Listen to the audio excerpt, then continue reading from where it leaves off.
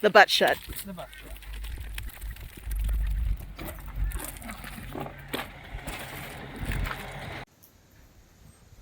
Why, hello there. G'day guys, it's Stephen. I have been a busy lad, and that's why you haven't been seeing me. So, there we go.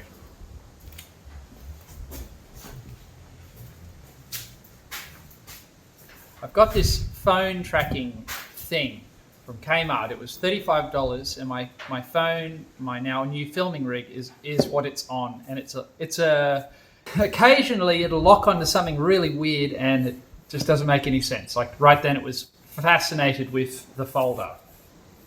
Anyway, hopefully it means a little bit better filming.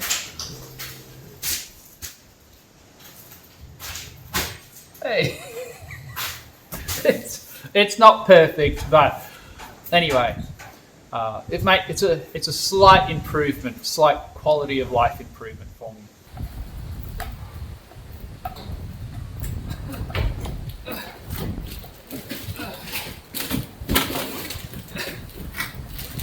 Can't get through. Oh man, they put it in a big enough box.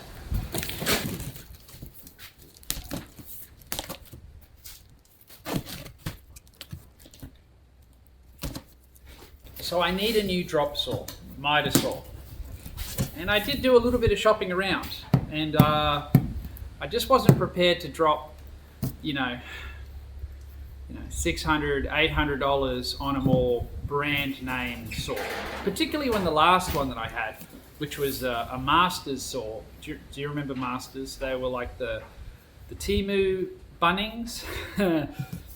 Anyway, they didn't last, but that Masters saw has lasted 13 years. I bought it around about the time of the birth of my first daughter, Erin, and she's just about 13. So I feel like I've got my money's worth out of it. It was $200 around the time I bought it, I was like, that's pretty good. And this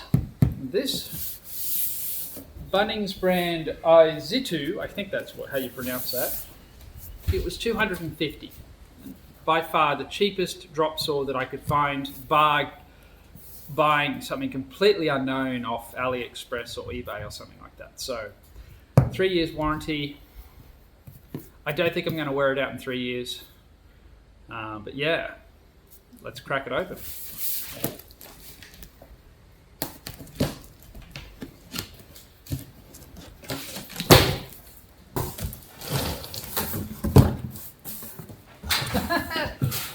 Big enough box. Gee.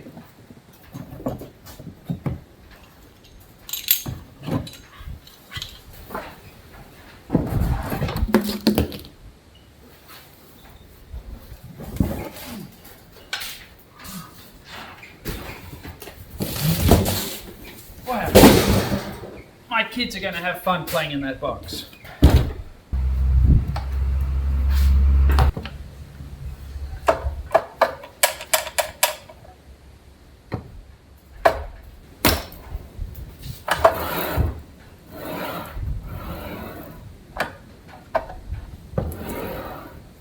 Wow.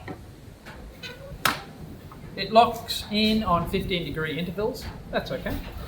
That's fine. Probably just leave that locked. And the other feature that it has is we can also we can lean that right down up to 45 degrees.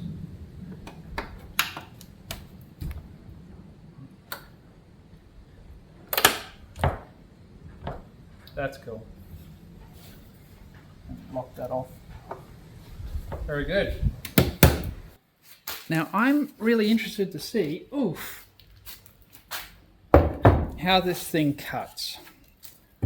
I've got some pine from pallets here, and yeah, I'm going to try not to cut straight through a nail on the first time I use it. That would really suck. Huh. And of course it's right-handed, but us southpaws are used to that sort of thing.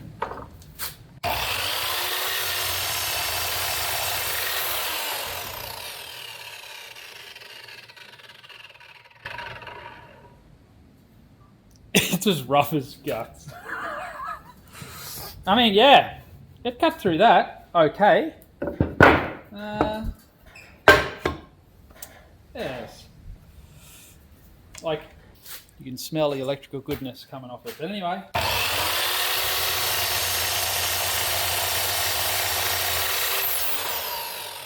Oh, it did it. I just saw it did the thing. It did the brake thing. Look at the top of the motor. Oh, there it is. That's a safety feature. I can smell that. Oh well. You know, with the guard on it and everything, you'd think you could just let it go and just let it spool down slowly because, you know, it has a guard on it. Do you think that could be a thing? Oh, anyway. It feels a little bit underpowered for what it is. Like it didn't exactly... It sort of bogged down on pine. Let's see. It's 2100 watts.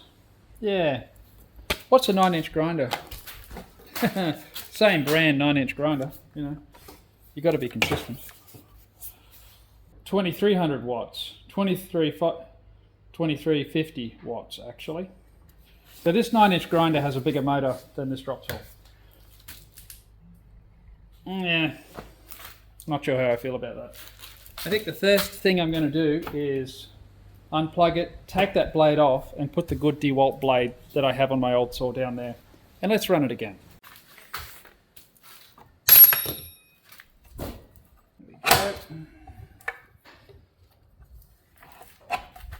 Clockwise, yeah. Clock goes to, yeah. Clockwise to loosen. This is the correct direction.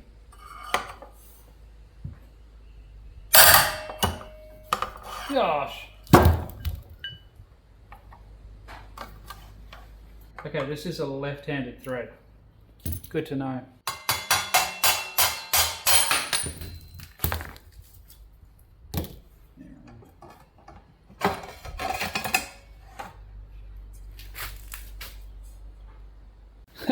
So, of course the hole centers are different, and I actually managed to find the spacer kit that came with this blade. So I even have the right adapter, which I'm actually super relieved to have that.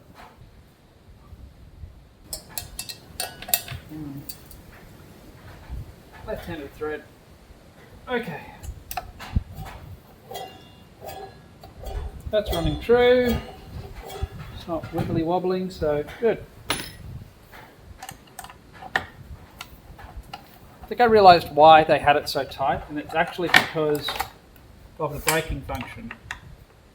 Potentially the blade could loosen because of that. So they torqued it up to some ridiculous amount. Anyway.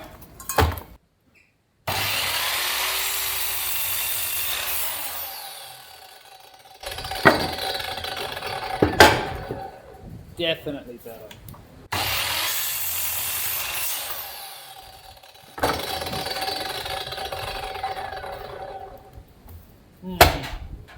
Good.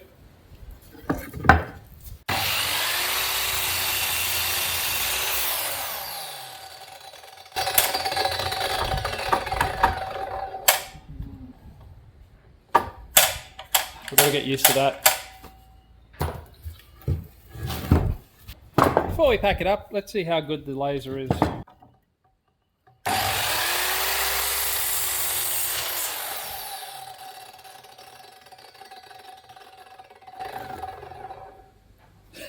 That's actually, yeah, right. I put it right on the edge of that texture mark. That's pretty good. I wasn't expecting it to be that good, actually. Oven warning. Caution, do not tip petrol down your stove. It will explode. Can I spell it out any clearer? Kaboom! Okay, thank you. Thank you, my wife. That was really cringe. Well, at least you won't get singed.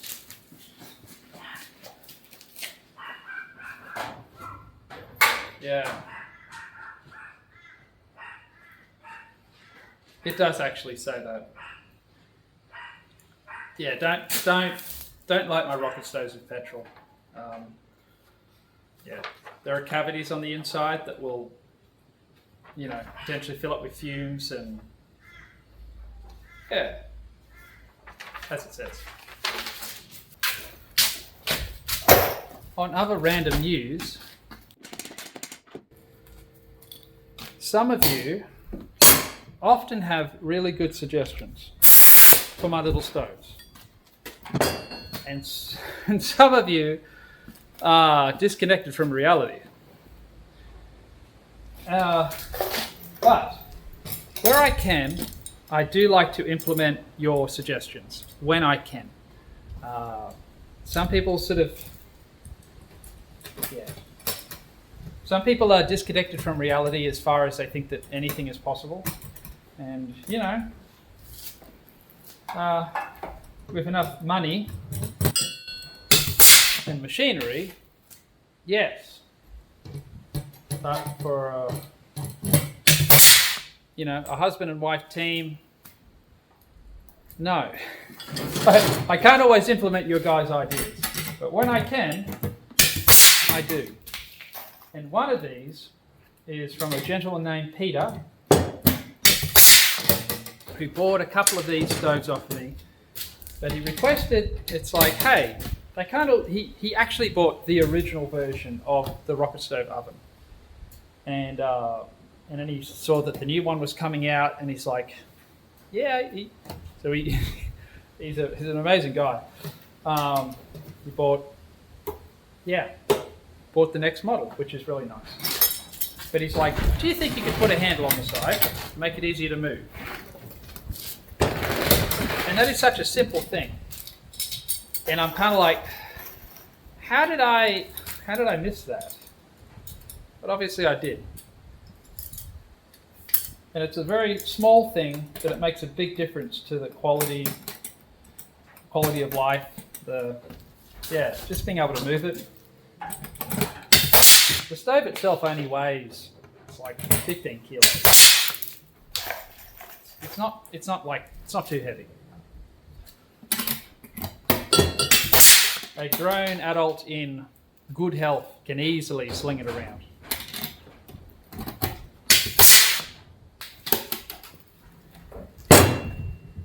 But the handles make that a heck of a lot easier. So I've got a handle on that side and a handle on the door.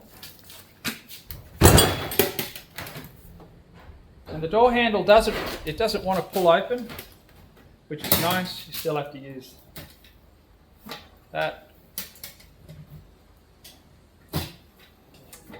Very nice. I do like this.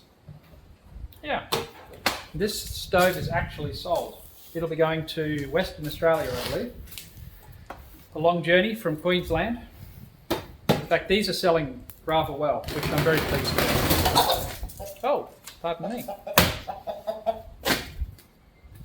think a chicken just laid an egg on my bench.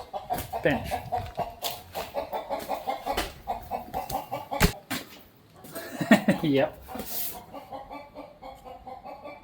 Oof.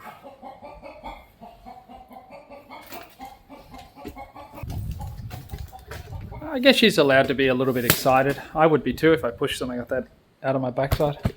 So I think that's it. If you're not familiar with this stove, it's the dual top rocket stove oven. That's what I call it. Some of you call it the LARS model. LARS stands for Little Aussie Rocket Stoves. That's that's the acronym that people know me by on the internet. I regularly get called Lars. Funny thing is, I actually have lots of German mates who the actual name is Lars.